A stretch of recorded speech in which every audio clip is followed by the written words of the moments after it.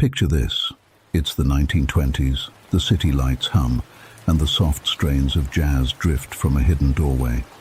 You're about to step into a world of hushed secrets and forbidden delights, a place where whispers are currency and every shadow holds a story. Get ready to unwind and drift off as we transport you to the clandestine heart of a speakeasy tonight. Take a slow breath in and out. Let your shoulders drop. Let the muscles around your eyes soften. In this quiet, there's nothing to figure out and nowhere you have to be. You are about to slip behind velvet ropes that only appear when the night is kind and the mind wants to rest. Welcome to Whispers of the Speakeasy. The street outside is narrow and shy. A single street lamp hums, painting a pool of butter-yellow light on slick cobbles. Far above, windows hold their secrets behind ripples of glass. Near your ankles, a cat pads along a ledge, pausing to look at you as if it's seen you here a dozen times before. Overhead, a sign swings gently. No letters, only the outline of a crescent moon and a slim key. A door stands where a wall pretends to be a wall, its black paint catching a small shine like the wing of a raven.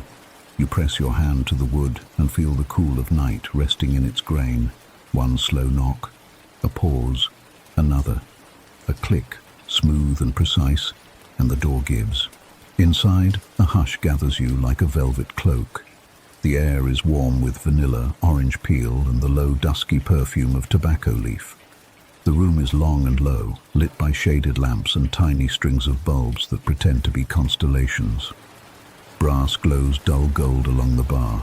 Walnut shelves hold bottles with labels that look like postage stamps from far away, and a clock with a dignified face politely forgets to move its hands. Somewhere an old phonograph spins a record. Somewhere else a piano finds the first soft chord of the evening. You inhale, count 1, 2, 3, and exhale. 1, 2, 3, letting the room teach your breath its tempo. Evening, says the doorman, a gentleman in a suit the color of midnight, his voice low enough to soothe a restless day.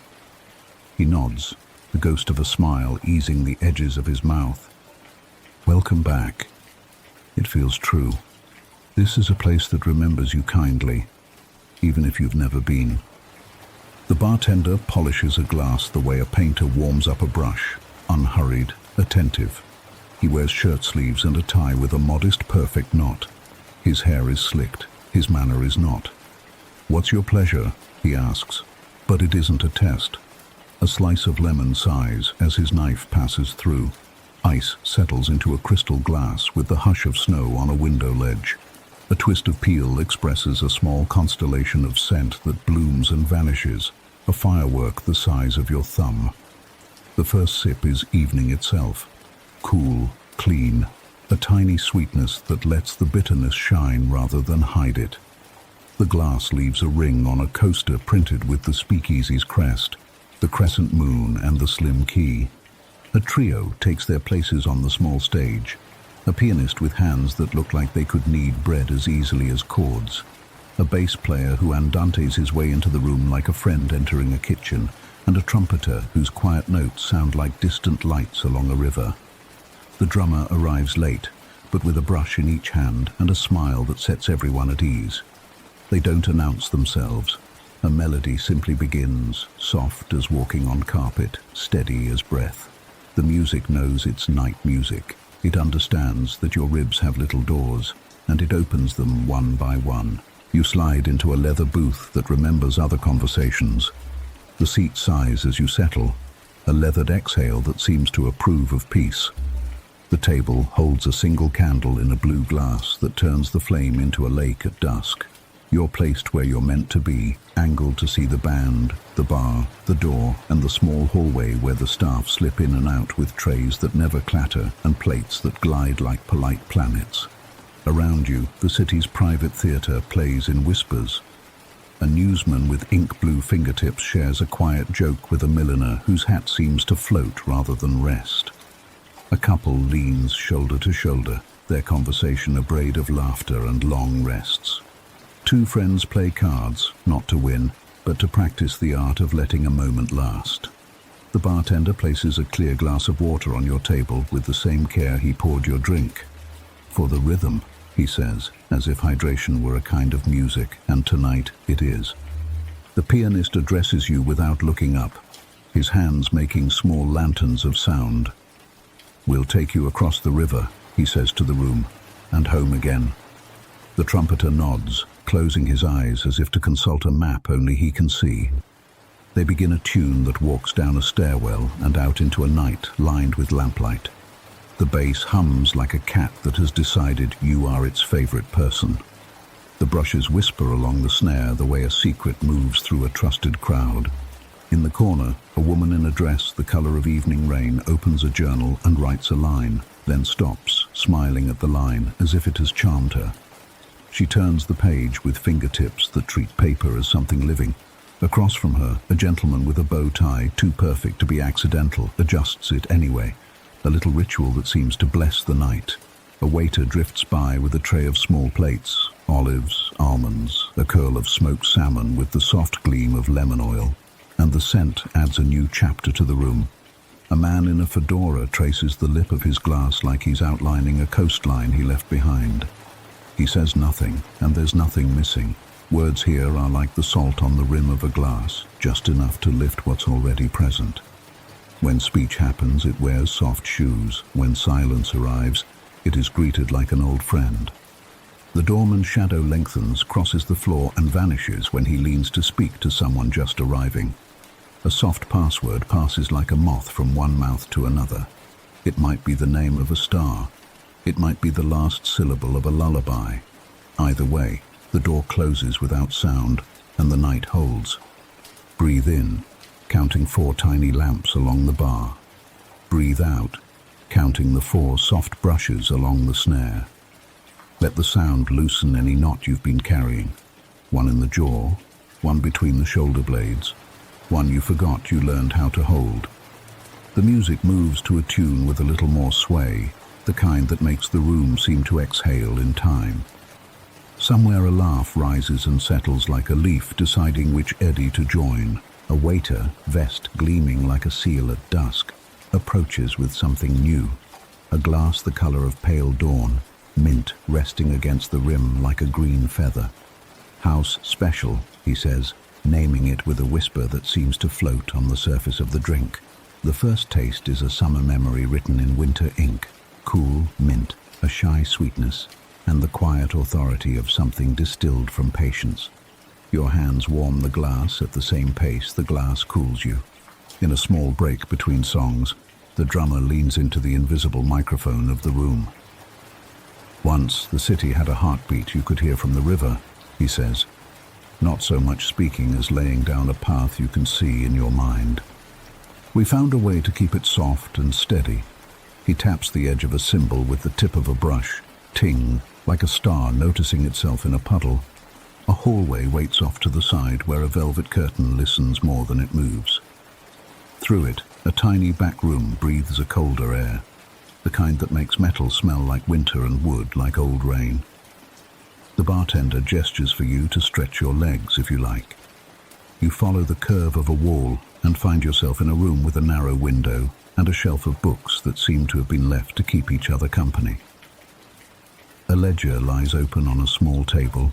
It holds columns of neat figures, each written with grace. Not just numbers, but the handwriting of someone who believes in balance. A fountain pen rests in the crease as if it fell asleep mid-sentence. There is no rush to fix anything. This is a calm place where even math takes its time. On a lower shelf, tucked behind a book of poems, a small wooden box waits with a latch like a wink. You lift the lid and find a handful of ticket stubs, the corners worn to velvet. Each stub carries a date and a name scribbled in pencil. You recognize none of them, and yet you feel like you should.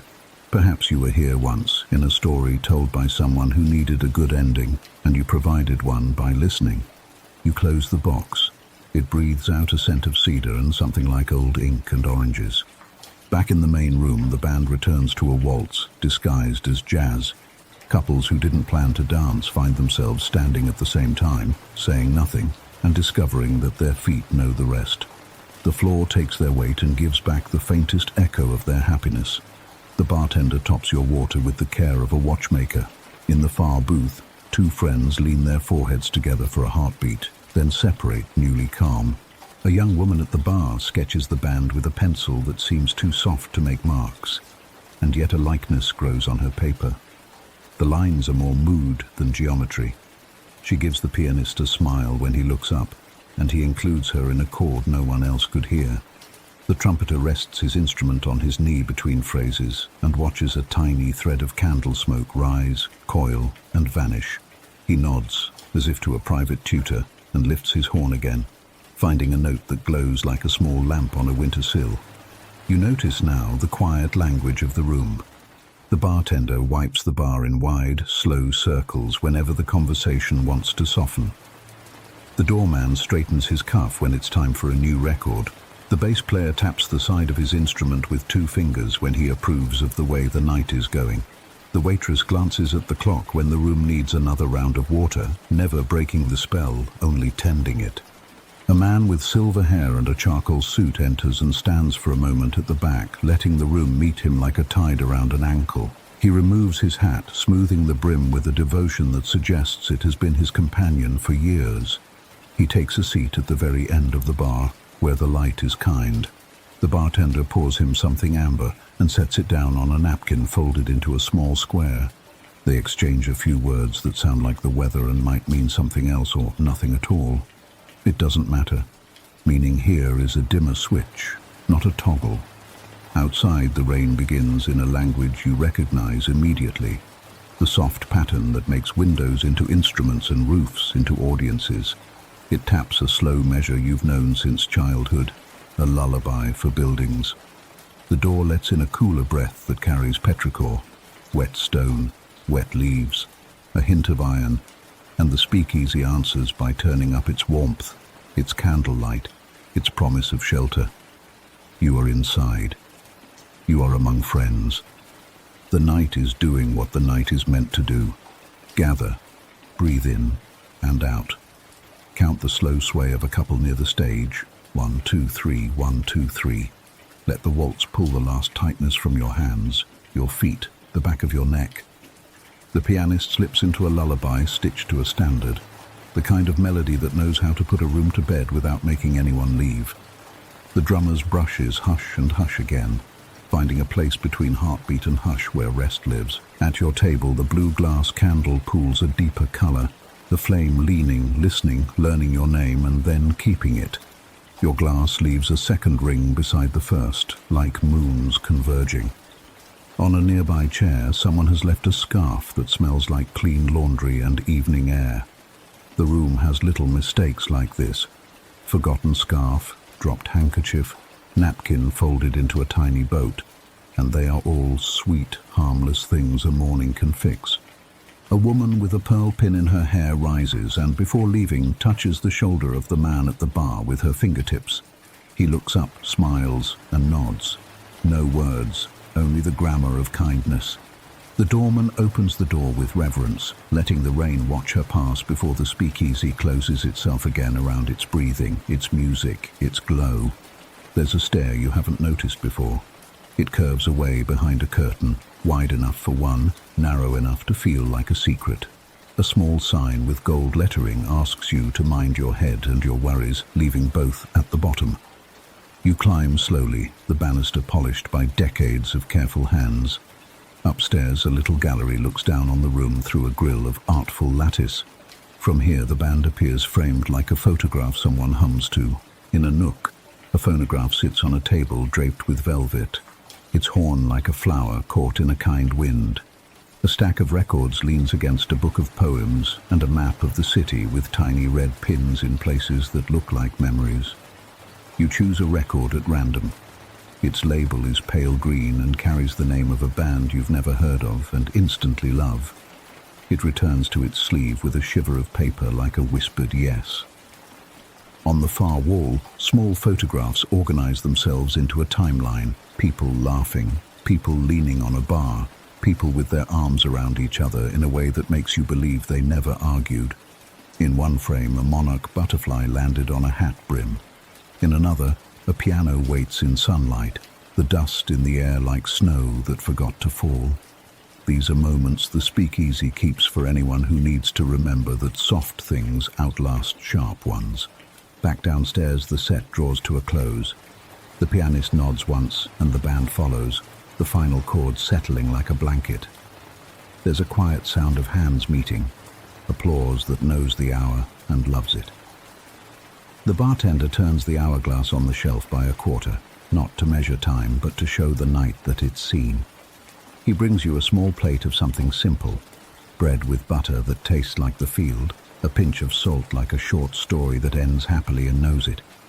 He pauses, elbows on the bar, his voice low. When the city sleeps, he says, you can hear the stories it tells itself. We just make the room quiet enough to listen. He refills your water. The slice of lemon glows like a coin left in a sunny pocket. The rain slows. The door's wood relaxes. The clock chooses to move its hands again. Some guests stand, exchange gentle farewells, and put on coats that have warmed under booth lamps. Their good nights sound like promises to sleep well. Others remain, eyes half closed, happy to be the last ones to leave, because being last makes the night feel as if it were saved for you. The trumpeter swaddles his horn in a cloth like a father tucking in a child. The bass player loosens a string and it answers with a low stretch, like a cat arching its back. The drummer places his brushes side by side as neatly as two rails meeting at a horizon. The pianist closes the lid, the ivory teeth smiling for a second and then resting. You breathe again, slow, easy, present, and feel the floor beneath your feet like a friendly ship. The room gives you back to yourself. You stand and the booth exhales, grateful for your company. The candle in the blue glass makes one last small wave, then steadies. The doorman meets your eye and nods, the smile deeper now, the kind that says, you belong. Before you go, you pass the ledger again. Someone has written a single sentence in the margin. Sleep is the city's best-kept secret. Below it, another hand has added, we are all citizens here when the lamps are low. You leave the pen where it rests, like a bird asleep on a windowsill. At the threshold, you pause. The rain has thinned to a mist. The street lamp's halo is a pearl. The city has folded its wings. You step out, and the night puts an arm around your shoulders, companionable and sure. Behind you, the door finds its frame with a soft kiss. Ahead, the street is a ribbon you can walk at the pace of your own breath. As you move away, you carry with you the rhythms of the room, the measured hush of brushes on a drum, the piano's warm lanterns, the bass like a soft engine, the trumpet tracing light along a wall. Your footsteps match the meter. Your eyes feel heavy, pleasantly so, as if each blink is a page turning toward its last chapter. A taxi hums past like a bee whose hive is home. Somewhere, someone laughs in a kitchen and a kettle answers. A radio far away tunes itself to a station you can't quite catch. The river keeps its counsel, the bridges keep their backs under you, and the sky, deep navy and honest, keeps a handful of stars for anyone who looks up. You do. They nod. When you reach your door, your real door, the one that knows your name, you turn the key with a gentleness you learned tonight. Inside, dim light waits patiently. The room welcomes you in its own sober, loving way. You sit on the edge of the bed and feel the softness rise to meet you, the way the booth did, the way the city did, the way the music did. You lie back, the pillow a cloud that remembered where you like to rest your head. If there are worries, they hang their coats and take a seat somewhere far away. If there are plans, they check their watches, see it's not their hour, and demur. The breath is steady now, in for 4, out for 6, the warm swaying of a last slow dance. Your hands loosen, your jaw unclenches. The small muscles around your eyes fall into the palms of the night. The speakeasy hums inside you, not as a place to keep, but as a rhythm to return to whenever you like.